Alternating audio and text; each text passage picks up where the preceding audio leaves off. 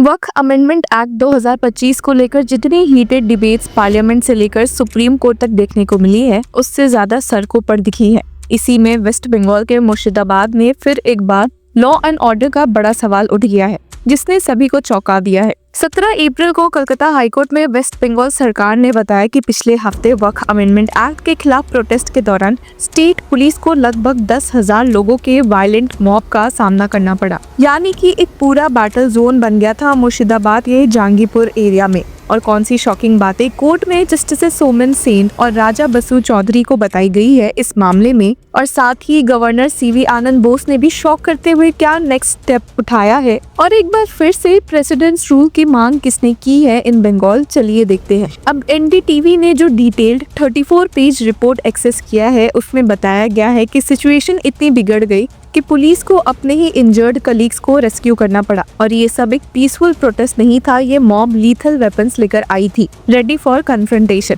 Police और protesters के बीच clashes में 3 लोगों की जान चली गई। ये रिपोर्ट एक डिस्टर्बिंग रियलिटी दिखाता है। मॉब ने सिर्फ प्रोटेस्ट नहीं किया, वायलेंस में कन्वर्ट हो गया। पहले तो लोग पीडब्ल्यूडी ग्राउंड में इकट्ठा हुए, लगभग 8,000 से 10,000 लोग। फिर 5,000 लोगों का एक हिस्सा अलग होकर उमरपुर की तरफ निकल गया और नेशनल हाईवे ब्लॉक कर दिया, जो कि एक major law and order crisis create कर गया। इस मामले में अब कलकत्ता हाईकोर्ट भी काफी एक्टिव दिखी है। उन्होंने हियरिंग के दौरान क्लियर वार्निंग दिया, no provocative speeches allowed. Court ने क्लियरली बोला कि लोगों को प्रोटेस्ट करना उनका डेमोक्रेटिक राइट है, लेकिन किसी भी तरह का वायलेंट या भड़काने वाले एक्शंस टॉलरेट नहीं किए जाएंगे। अब सरकार की रिपोर्ट बताती है कि क्राउड अनरूली हो गया, गाली गलौज शुरू हो गए, फिर पत्थर और ईंट बरसाए गए पुलिस पर। और सबसे बड़ी शॉक करने वाली बात, एक सीनियर पुलिस ऑफिसर का सर्विस रिवॉल्वर ग्लॉक पिस्टल भी स्नैच कर लिया गया, जो 10 राउंड से लोडेड था। रिपोर्ट में ये भी लिखा गया कि प्रोटेस्टर्स के पास वुडन स्टिक्स, सिकल्स और आयरन रॉड्स थे, और ये सब पुलिस पे यूज किए गए। इस लेवल का ऑर्गेनाइज्ड वायलेंस क्लियरली कोई स्पॉन्टेनियस गुस्सा नहीं, प्लान्ड स्ट्रेटेजी जैसा लग रहा था। जब हाईकोर्ट में हियरिंग हुई तो ये सब फैक्ट्स टेबल पर लाए गए। लीडर ऑफ अपोजिशन शुवेंदु अधिकारी ने कोर्ट में पिटीशन डाली हुई है, जिसमें उन्होंने एलिगेशंस लगाया है कि मुर्शिदाबाद में कम्युनल राइट्स के दौरान बॉम्ब ब्लास्ट भी हुए।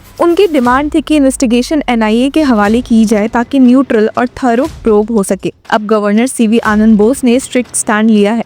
उन्होंने एक वीडियो मैसेज में बोला कि प्रोटेस्ट डेमोक्रेसी का पार्ट है, लेकिन वायलेंस बिल्कुल नहीं। पब्लिक ऑर्डर डिस्टर्ब करने वाले के खिलाफ स्ट्रॉन्ग एक्शन लिया जाएगा। उन्होंने ये भी कहा कि कुछ लोग लॉ एंड ऑर्डर को अपने हाथ में ले रहे हैं और ये एक्सेप्टेबल नहीं है, जिसके साथ ही वे इस एरिया के विजिट पर भी पहुंच चुके हैं। मैं वहाँ जाता हूँ, विक्टिम से मिलेंगे, बात करेंगे और फील्ड से जो रिपोर्ट मिलता है उसको वेरीफाई करेगा, हॉस्पिटल में जाएगा, विक्टिम से घर में जाएगा, पहले में रिलीफ कैंप में जाएगा मालदा में। अब तो सेंट्रल फोर्सेस आया है, स्टेट पुलिस भी है, दोनों एक साथ मिलजुल के एक्शन लेता है। सिचुएशन नॉर्मल होगा और फील्ड में क्या होता है वो देखने के लिए और विक्टिम से बात करने के लिए मैं जाता हूँ। उसके बाद मेरा रिकमेंडेशन भी भेजेगा। अब कोर्ट के सामने वेस्ट बंगाल सरकार ने ये भी कहा कि पुलिस और डिस्ट्रिक्ट एडमिनिस्ट्रेशन ने एडिक्वेट स्टेप्स लिए हैं टू कंट्रोल द सिचुएशन, लेकिन सेंट्रल गवर्नमेंट का एक अलग स्टैंड था। उनका कहना था कि ग्राउंड सिचुएशन अभी भी सेंसिटिव है, इसलिए सेंट्रल फोर्सेस की डिप्लॉयमेंट बढ़ाई जाए। इस वक्त 17 companies of central armed police forces Murshidabad के सबसे वॉलेटाइल एरियाज में तैनात है, स्पेशली सूती और शमशेरगंज धुलियन में। ये वही जगह है जहां सबसे ज्यादा अनरेस्ट रिपोर्ट किया गया। एक और पिटीशन में हाईकोर्ट से ये भी रिक्वेस्ट की गई कि स्टेट सरकार डिस्प्लेस्ड लोगों की घर वापसी का अरेंजमेंट करे, क्योंकि वायलेंस के डर से काफी लोग अपने घर छोड़कर मालदा डिस्ट्रिक्ट के एक स्कूल में बनाए गए रिलीफ कैंप शरण में जा चुके हैं। स्टेट गवर्नमेंट ने रिस्पॉन्ड भी किया कि कुछ अफेक्टेड फैमिलीज वापस आ चुकी है। इसका मतलब है रीसेटलमेंट का प्रोसेस शुरू हो गया है, लेकिन चैलेंज अभी भी बाकी है। सबसे इमोशनल मोमेंट तब आया था जब एक ऑफिसर ने बताया कि कुछ पुलिस पर्सनल को मॉस्क में शेल्टर लेना पड़ा वायलेंस के दौरान।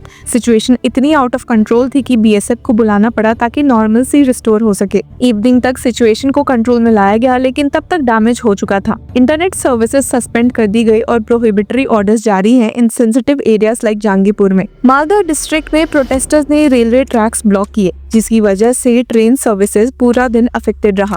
एक और इंसिडेंट में साउथ 24 परगानास के अमताला एरिया में पुलिस व्हीकल को वैंडलाइज किया गया। कलकत्ता भी इस अनरेस्ट से बची नहीं है। अलिया यूनिवर्सिटी के स्टूडेंट्स ने पार्क सर्कस में डेमोन्स्ट्रेशन किया और खिदिरपुर से भी रैलीज रिपोर्ट हुई। इस पूरे मैटर में अब सुप्रीम कोर्ट भी इन्वॉल्व हो गई है। एडवोकेट शशांक शेखर झा ने सुप्रीम कोर्ट में पिटीशन फाइल किया है, जिसमें उन्होंने डिमांड किया है कि स्ट्रॉन्ग एक्शन लिया जाए और फेयर इंडिपेंडेंट इन्वेस्टिगेशन हो। उनका कहना है कि मुर्शिदाबाद की सिचुएशन बहुत सीरियस है और तुरंत स्टेप्स लेना जरूरी है। जब हम पूरे इश्यूज को ऑब्जेक्टिवली एनालाइज करते हैं तो दिखाई देता है कि ये सिर्फ एक रीजनल प्रोटेस्ट नहीं बल्कि national level law and order और कम्युनल हार्मनी का मैटर बन गया है। वक्फ अमेंडमेंट एक्ट के अगेंस्ट सेंटिमेंट्स तो है, लेकिन जब प्रोटेस्ट वायलेंटली एस्केलेट हो जाए तब फ्रीडम ऑफ एक्सप्रेशन और क्रिमिनल एक्ट के बीच की बाउंड्री ब्लर हो जाती है। High court, state government, centre और even supreme court all are now watching Murshidabad very closely. ये इंसिडेंट सिर्फ एक लेजिस्लेटिव अमेंडमेंट के अगेंस्ट प्रोटेस्ट नहीं था, ये एक टेस्ट केस बन गया है कि डेमोक्रेसी में decent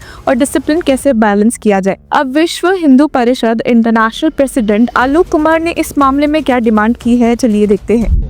Tomorrow, in the entire country, on all district headquarters, the VHP will hold demonstrations or sit-ins and will present a memorandum to the collector addressed to the President of India to consider imposing of President's rule in West Bengal. What is triggering you to decide such kind of...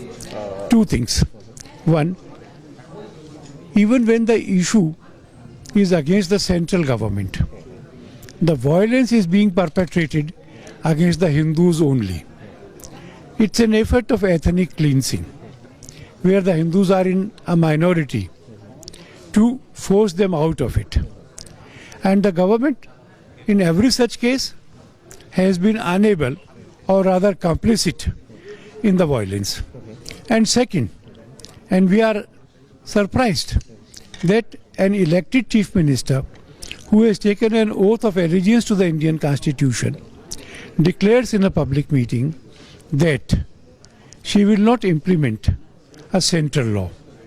That's against Constitution. पर आगे का रास्ता क्या होगा? क्या NIA को investigation मिलेगा? क्या वायलेंस के रियल मास्टरमाइंड्स पर एक्शन होगा? क्या स्टेट सरकार विक्टिम्स को वापस बसा पाएगी? और सबसे जरूरी, क्या पब्लिक ट्रस्ट वापस बनेगा लॉ एनफोर्समेंट और गवर्नेंस में? ये सब क्वेश्चंस है जो आज सिर्फ कलकत्ता हाई कोर्ट के नहीं बल्कि हर एक रिस्पॉन्सिबल सिटीजन के सामने खड़ा है। तो व्यूअर्स, आपका क्या राय है? हमें कमेंट सेक्शन में जरूर बताएं और तब तक के लिए कीप फॉलोइंग लॉ चक्रा।